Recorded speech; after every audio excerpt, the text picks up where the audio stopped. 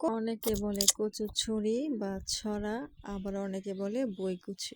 তো এই বইকুচু বা কচুর ছড়ি আমরা সবসময় টক তরকারি রান্না করে খেয়েছি মাছ দিয়ে, কিন্তু এটা যে এইভাবে পুরপুরি রান্না করে হাতে মেখে কাঁচা মাছ দিয়ে, এটা কখনোই আমি জানতাম না। আমার শ্বশুরবাড়িতে এসে আমি দেখেছি।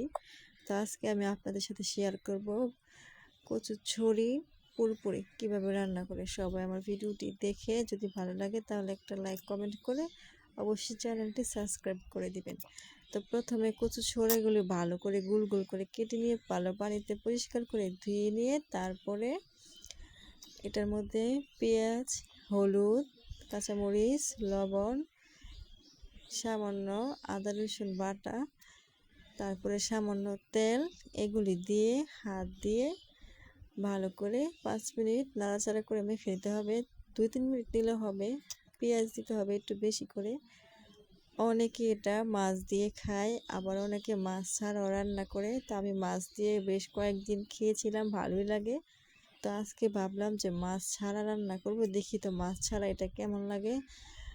মাশাআল্লাহ, মাছ ছাড়াও এই তরকারিটা অনেক মজা হয়েছিল, আমার খুবই ভালো লেগেছে এটা।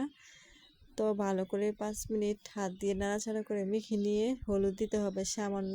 যখন মাখবেন তখন কিন্তু হলুদ সামান্য দিতে হবে, কারণ যখন পানি দিবেন তখন হলুদটা কিন্তু ভালোই বোঝা যাবে। আবার যখন তরকারিটা হয়ে যাবে তখন কিন্তু তরকারিটার কালার কিন্তু হলুদের জন্য বেশি হলুদ দিলে বেশিও হয়ে যেতে পারে, তাই আন্দাজ মতো হলুদটা দিতে হবে।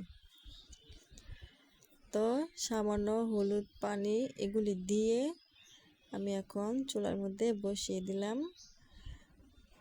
প্রথমে চুলাটা হাই হিটে রাখতে হবে। যখন বলক আসবে তখন চুলাটা একটু কমিয়ে দিতে হবে, কারণ কচু ছড়ি সিদ্ধ হতে একটু সময় লাগে। যদি চুলাটা আস্তে করে দিয়ে রাখেন, যেহেতু পানি কম দেওয়া হয়, তো তাহলে কচু ছড়িটা একবারে মোমের মতন গলে যায়, এত সুন্দর নরম হয়। তো বলক এসেছে, আমি এখন চুলাটা একটু কমিয়ে দিলাম।